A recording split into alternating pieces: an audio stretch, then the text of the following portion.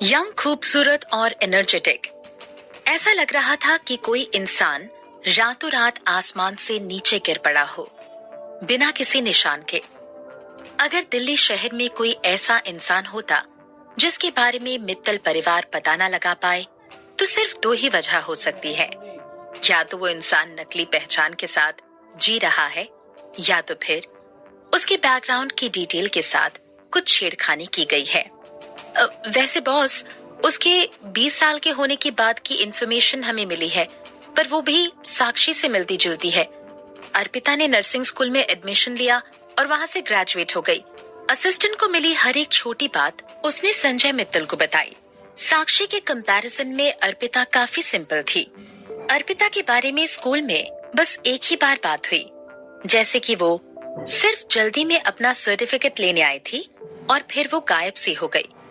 संजय मित्तल अपनी चेयर पे बैठे अर्पिता के डॉक्यूमेंट्स को ध्यान से देख रहा था। उसके दिमाग में हॉस्पिटल में हुई अर्पिता से उसकी पहली मुलाकात के सीन फ्लैशबैक होने लगे। यंग, खूबसूरत और एनर्जेटिक, ये तीन शब्द अर्पिता को परफेक्टली डिस्क्राइब करते थे। उसकी वो परफेक्ट आंखें किसी कलाकार के मास्टरपीस से कम नहीं लगती थी, मगर उसका बैकग्राउंड का ना मिल पाना और उसका यूं जल्दी ग्रेजुएट हो जाना संजय को बेचैन कर रहा था कि उसने अपनी लिटिल प्रिंसेस को अर्पिता के हाथों में सौंपकर कोई गलती तो नहीं की है। संजय मित्तल की नजर उसके डेस्क पर पड़ी ट्रैफिक एक्सीडेंट की रिपोर्ट पर गई और उसे देखते ही वो ठंडा पड़ गया। कहाँ है अब वो? असिस्टेंट ने संजय की ओर हैरानी से देखते हुए कहा। नीचे लिटिल प्रिंसेस के साथ खेल रही है। वो सुनकर संजय किसी सोच में पड़ गया। वो अपनी चेयर पर से उठा और वहां से चल दिया। जब वो नीचे पहुंचा तो उसने देखा कि अनन्या हॉल में बैठकर अपने हाथों से नाश्ता कर रही है। वहां सिर्फ नौकर मौजूद था। अनन्या की देखभाल करने वाली नर्स कहाँ है? संजय मित्तल ने नौकर से पूछा।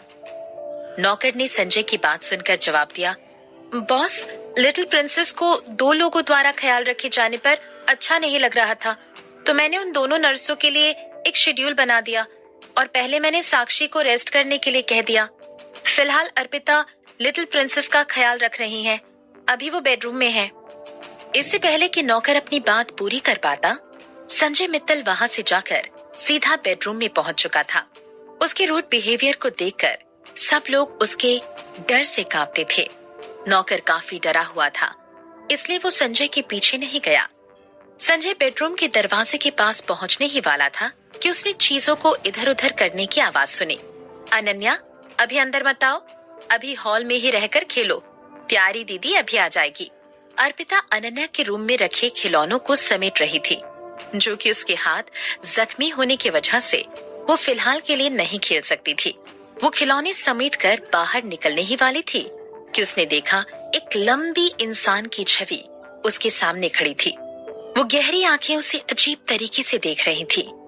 किसी का उस तरीके से देखना किसी को भी डरा सकता है। मिस्टर संजय, अर्पिता ने अपने सामने खड़े उस आदमी की ओर देखा और वो कांपने लगी।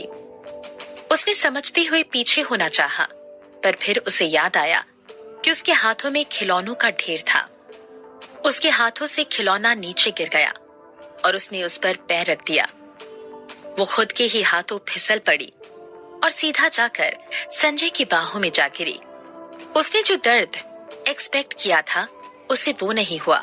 अर्पिता ने कंफ्यूजन में अपनी आंखें खोली। उसके गिरने की आवाज सुनकर अर्पिता को अभी भी डर लग रहा था कि अब संजय क्या करेगा। क्या तुम्हारा मुझसे टकराने से मन नहीं भरा? संजय की आवाज में काफी चिड़चिड़ापन सुनाई दे रहा था। अर्पिता को समझ आ गया था कि उसने शेर की गुफा में हाथ डाल लिया है और अब उसे किसी भी पल खा ही जाएगा। मैं अभी उठती हूँ। अर्पिता को कुछ समझ नहीं आ रहा था। उसने जल्दी से वहां से उठना चाहा। अपने दोनों हाथों का सहारा लेकर वो उठी और उस इंसान को गहरी सांस लेते हुए देखा। फिर उसे समझ आया कि उसके दोनों हाथ संजय के कंधों पर रखे हुए थे। उसने जल्दी से अपने हाथ वहां से उठा लिए। मुझे माफ कीजिएगा, मैंने गलती से हाथ रख दिया। संजय। अर्पिता ने अपनी हड़बड़ाहट को संभाला और संजय को देखते हुए उस ऑकवर्ड सीन को खत्म किया। अगले ही पल संजय के पीछे से एक छोटी सी परछाई दिखाई देने लगी। प्यारी दीदी, आप मेरे डैडी से टकरा क्यों रही है? अनन्या ने अपनी मासूम आवाज से अर्पिता को पूछा। उस सवाल को सुनकर मानो अर्पिता के कानों में बिजली ही कड़क उठी। जैसे ही अर्पिता ने नीचे देखा, उसे अनन्या का मासूम चेहरा अपने सामने नजर आया। सवाल और हैरानी से भरी वो दो आंखें अर्पिता अपनी ओर निहारते हुए देख पा रही थी। अनन्या, इसे टकराना नहीं कहते, प्यारी दीदी की बात सुनो। प्लॉप। इससे पहले कि अर्पिता कुछ कह पाती, वो हड़बड़ाहट में वापस संजय के ऊपर जा गिरी। अर्पिता के लाल नर्म मुलायम होठ संजय के होठों से जा मिले। संजय की सांसें उसे जानी पहचानी सी लग रही थी। वही धीमी सी सुंदर खुशबू। संजय से हुए हॉस्पिटल में उसके पहले टकराव के सीन उसकी आंखों के सामने आ गए। ऐसा लग रहा था मानो उसकी मौत आ गई है। अर्पिता पैनिक होकर संजय से दूर हटी। उसे लग रहा था मानो उसकी बॉडी सुन पड़ चुकी है। वो संजय की तरफ देखना भी नहीं चाहती थी। अगर वो कहती कि उसने ये जानबूझकर नहीं किया है, तो क्या उसका विश्वास करता? या इस बार भी उससे पहली बार की तरह बदला लेता?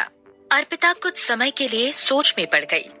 थोड़ी देर बाद रूम के दूसरे कोने में जाना ही उसने ठीक समझा, जहां से वो संजय से दूर रह सके। मैंने ये जानबूझकर नहीं किया, सॉरी। जमीन पर गिरकर किसी को किस करना संजय ने अपनी जिंदगी में ये पहली बार महसूस किया था। और तो और ये ठीक उसकी बेटी की आंखों के सामने हुआ था। ठीक उसकी आंखों के सामने। वो जैसे ही जमीन से उठा, उसने अपने असिस्टेंट को उसकी ओर घूरते हुए पाया। संजय के असिस्टेंट के लिए ये बिल्कुल हैरानी की बात थी। ग्रेट, देखा तुमने क्या किया? एक और विटनेस। बॉस, आपके मुंह का कोना। वो असिस्टेंट अपनी हैरानी से बाहर आया। संजय मित्तल ने अपनी मुलायम उंगलियों से अपने होठों को छुआ। अपनी आंखों को नीचे करके उसने देखा कि उंगलियों पर खून लगा हुआ है। मुझे लगता है ये खून किस करने की वजह से आया है। असिस्टेंट ने हैरत से संजय को कहा। Shut up! संजय ने गुस्से में असिस्टेंट को कहा। उसे ऐसे एम्बैरेसिंग सिचुएशन को याद नहीं करना था। असिस्टेंट की ये बात सुनकर अर्पिता ने उसकी ओर अजीब नजरों से देखा। हालांकि उसे ये समझ आया कि ये उसके संजय के लिए बैड बिहेवियर का अंजाम है कि उसके होठों से खून निकल आया। उसे ऐसा लगने लगा कि वो खुद के लिए गड्ढा खोदे और उसमें खुद को दफन कर दे। उस रूम में संजय मित्तल किसी तरह उस खून को देखने के बाद अपना गुस्सा काबू में कर रहा था। ऐसा लग रहा था मानो पूरा रूम ठंडा पड़ चुका है। रिपीट, ठंडा पड़ चुका हो। सब संजय के डर से कांप रहे थे।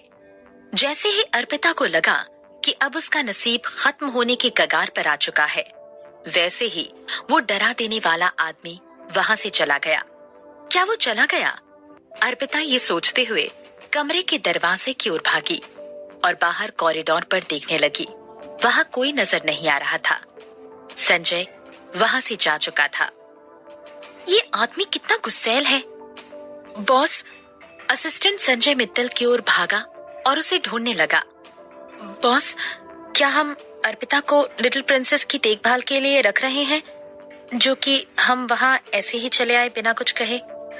असिस्टेंट ने संजय के बोलने के पहले ही संजय से ये बात कह दी। वो संजय के एक्सप्रेशन समझ नहीं पा रहा था कि आखिर उसके दिमाग में चल क्या रहा है। संजय ने असिस्टेंट के बात सुनकर अपने कदम रोक लिए। उसके हैंडसम चेहरे पर एक सीरियस लुक आ गया।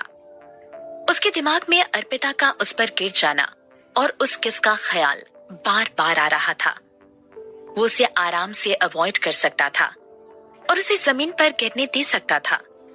फिर भी उसने अर्पिता को खुद पर गिरने दिया और बाकी सब देखता रहा, मानो उसकी बॉडी जमीन से चिपक गई हो। उसने आखिर में अर्पिता को टच और किस भी किया।